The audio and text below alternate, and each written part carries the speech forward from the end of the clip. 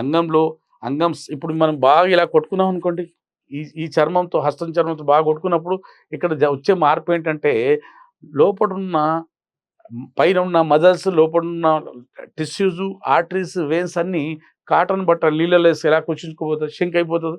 అలా penis shrinkage అయిపోతుంటుంది. పెద్దగా ఉన్న అంగము సైజ్ 6 ఇంచులు ఉన్నది 4 ఇంచులు అవుతుంది, 4 ఇంచులు అయితే 2 ఇంచులు అవుతుందండి. లావుగా ఉన్నది సన్నగా అయిపోతుంది, సన్నగా ఉన్నది ఇంకా మరీ సన్నగా అయిపోయి కొన్ని సందర్భాల్లో వంకర అయిపోద్ది, క్రాస్ అయిపోద్ది. మన పక్షవాతం వస్తే నోరు ఇలా కొట్టుకుపోతుంది. ఫేషియల్ ప్యాలెస్ వస్తుంది కదండి, బెస్ పాల్స్ ఇలా వచ్చినప్పుడు ఇది కూడా అంగం కూడా ఏదో పక్షవాతం వస్తే రైట్ సైడ్ లెఫ్ట్ సైడ్ వంకరైపోయి పైకి కిందికి వంకరైపోవడం, మజిల్స్ లూజ్ అయిపోవడం, ఇటు వంకరైపోవడం, పైరోని డిసీజ్, పల్సగా అయిపోవడం, సన్నగా అయిపోవడం, సెన్సిటివ్గా మారడం, ఇవన్నీ సైడ్ ఎఫెక్ట్, అడ్వర్స్ ఎఫెక్ట్ ఏంటి దేంతో వస్తాయంటే హస్తప్రయోగమే.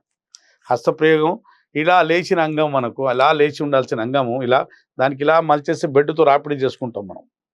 రాపిడి చేస్తే రూట్ ఆఫ్ ది పెనిస్ దగ్గర ఇక్కడ పాడైపోయి వీనోజెనిక్ ఈడి గట్టిగా పెట్టి, ఇప్పుడు యోనిలో పెట్టినప్పుడు మనం అంగానికి యోనిలో పెట్టినప్పుడు ఎంత బిగించుకోవాలో అంగం అంతే బిగిస్తుంది ఇది యోని, మరీ గట్టిగా పట్టదు అంగానికి.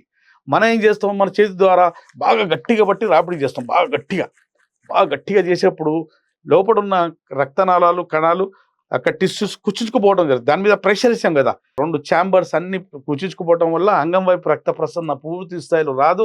అంగం లావు అవ్వదు, దొడ్డుగా అవ్వదు, గట్టిగా అవ్వదు. యోనిలు దూసుకెళ్ళేంత శక్తి దాంట్లో ఉండకపోవటం వల్ల ప్రతి మగవాడు ఎవరికి వచ్చిన ఈ సమస్య అంగ సమస్య సెక్స్ చేయడానికి వెళ్ళడానికి భయపడతాం.